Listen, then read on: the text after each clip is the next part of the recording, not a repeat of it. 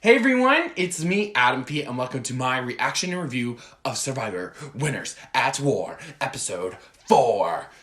But before we dive in, make sure you hit that subscribe button so you can always get that pop culture tea from me, Adam P. This episode was kind of interesting. It had a different pace than others, I feel like. So we get back and Adam's just like, hello. Sorry. But I do get why Adam feels good, because he's the only one who voted for Parv. So not only did no one took your idea, but everyone knows that you are trying to play everyone. So it really was like the worst outcome that you could get. On my last episode, I was kind of thinking, well, maybe if Rob, Parv, and Adam, maybe they can come together because they know they're on the outs.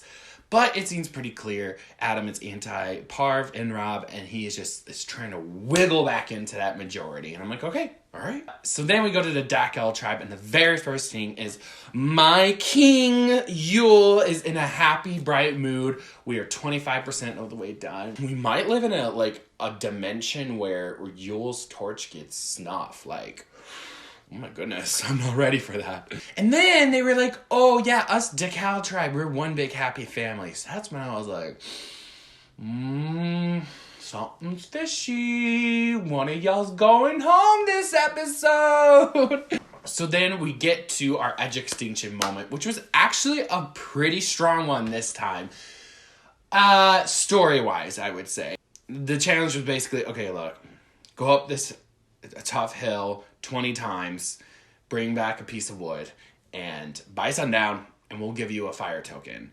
Which at first I was kind of like, okay, yeah, a fire token. But then as the challenge went on, I was like, for one fire token? I don't know. I am actually glad that they did something different rather than trying to sell someone an advantage, because I kind of realized if you did that every week, there'd be the merge, the post-merge. Oh, no. There'd be all these advantages left and right everywhere. It would have really shooken up the game. All of them are hurting. And then the worst of all is poor, sweet boy Ethan. He's been through a lot. And to know that he's the one that's really struggling, it's like, no. No, not Ethan, not you. And, but his story was so inspiring. And these are like some of my favorite Survivor moments, if I'm being honest, is when they are faced with a very tough adversity and they pull everything they got inside of them and finish it. Thankfully, Ethan did end up, he kind of fainted, it looked like, and the doctor was like, look, boo. Ain't looking good, but try your best. And he only had 4 left, so it was kind of like, come on, Ethan, you can do it. And he did ended up finishing it, and that was so good for him. And if I was Ethan, I would be asleep after that. I would be going to bed. And I love that type of motivation of being like, you've been through worse, and you could get through this. So Ethan, it was really great to see you suffer. It was great to see you achieve something so hard. So, props to you. But they all end up fire tokens, and Natalie has 4. And last time I checked, if you have 5, you can buy yourself an advantage. And I bet you Natalie is very determined to get a next token, and I think we will see her get an advantage. So then we go back to Soleil tribe, and what do you know? Adam is the servant. What can I do for you, my king? That is how he's feeling. And I just love that they knew it. They knew, obviously, like, okay, we see what you're doing. It's cute. And that was smart of him to not go back to snaking in the grass. I think he knew what he had to do. Was it a little too desperate? Kind of. But maybe it's not going to be worth it in the end, because Adam talks to the king and queen. Parv and Rob. And, he doesn't really dish anything hot or anything. He's just like, or I'm not, I know I'm on the outs. So I'm trying to keep it cool. But he's saying that to Parvy and Rob, who are, like, on the outs, too. So then Rob was like, all right, let's get to Lion. And I like that. And I thought that was entertaining. And Parvati, oh my gosh, Parvati. I'm getting impatient, Parv. I want to see exciting gameplay from you, Parv. I really do. However, I do kind of understand why she's not doing a whole lot, even though she's really tight with people. I just think she knows she's such a huge target. Like, everyone wanted a gun for her. So I think she can't be that snake yet. She cannot be that Black Widow yet. But then Rob really did go up to Jeremy and Michelle, who are pivotal people right now in that tribe. And I'm glad Rob knew that. He was just like, wow, Adam came up to me and he was a snake. Well, what do you know? And they're like, okay, cool. Well, let's get Adam out. And I do think, okay, well, you're Rob. You're Boston Rob. And then I think, well, you are Boston Rob, you know, you do lie. But on the other hand, Adam has visibly proven mistrust. So I think that's an easier lie to buy than other lies that can be made. I think my favorite thing about this episode, though, was that we got a lot more intel with Decal Tribe. So we came back and Tyson's like, look, guys, these one-timers, they're all trying to get us. They really are. And Sandra's just like, yep,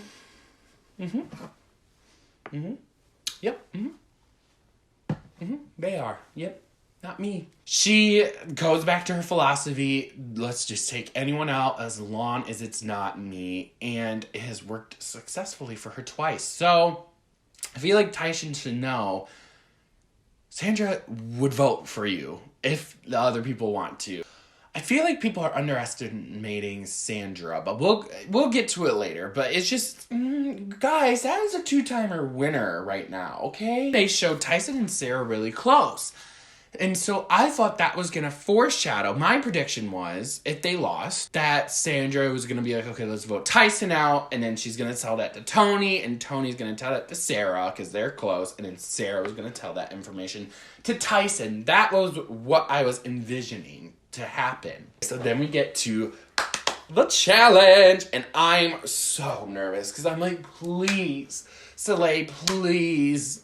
I really want you guys to win one, please. I know they won one in episode 1. 1. The rules were, okay, get on a boat, we're gonna swim, we're gonna jump and get these keys. And usually, I don't know, I felt like that was gonna be the easy part of the challenge.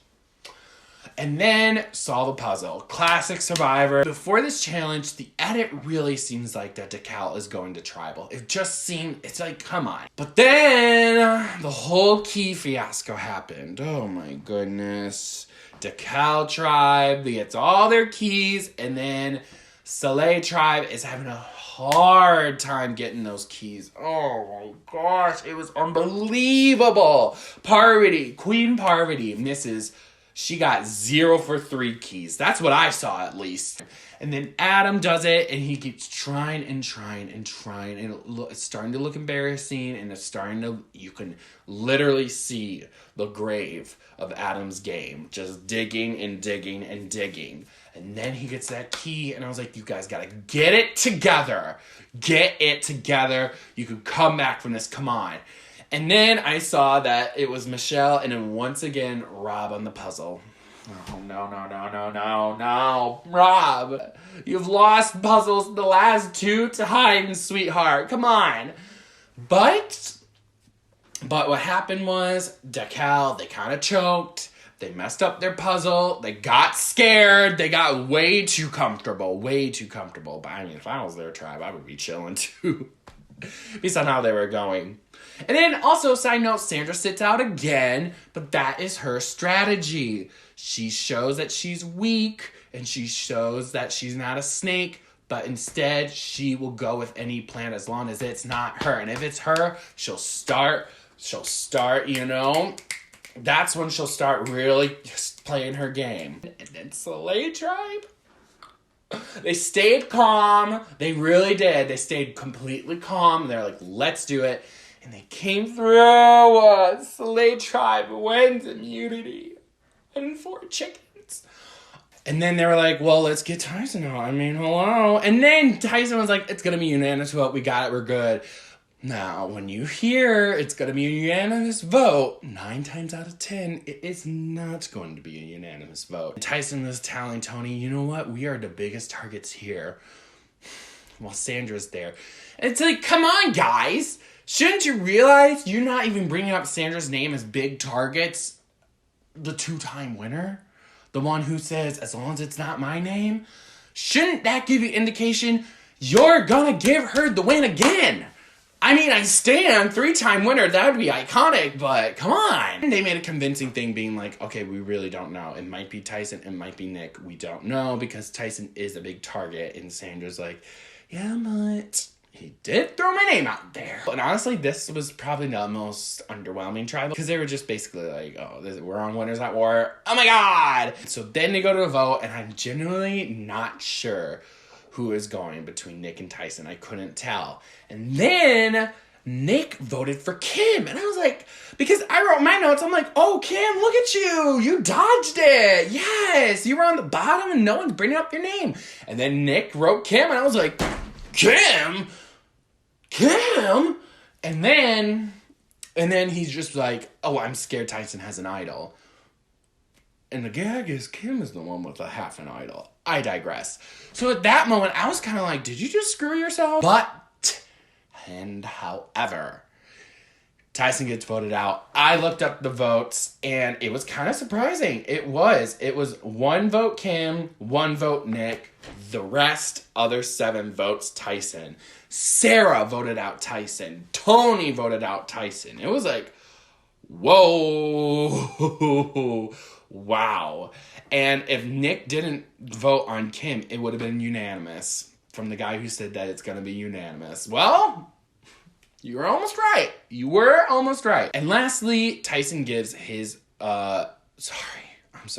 bequeathed his token to Nick, which was like, oh, okay. But it seemed like he didn't really care. But maybe that is going to be the thing that helps Nick win the whole game. Well, thank you guys so much for checking out my reaction review of Winners at War episode 4. What'd you guys think of this episode? Did you guys feel the same? Was it a little underwhelming at the end, or did you love the whole episode? How'd you feel about Tyson going home?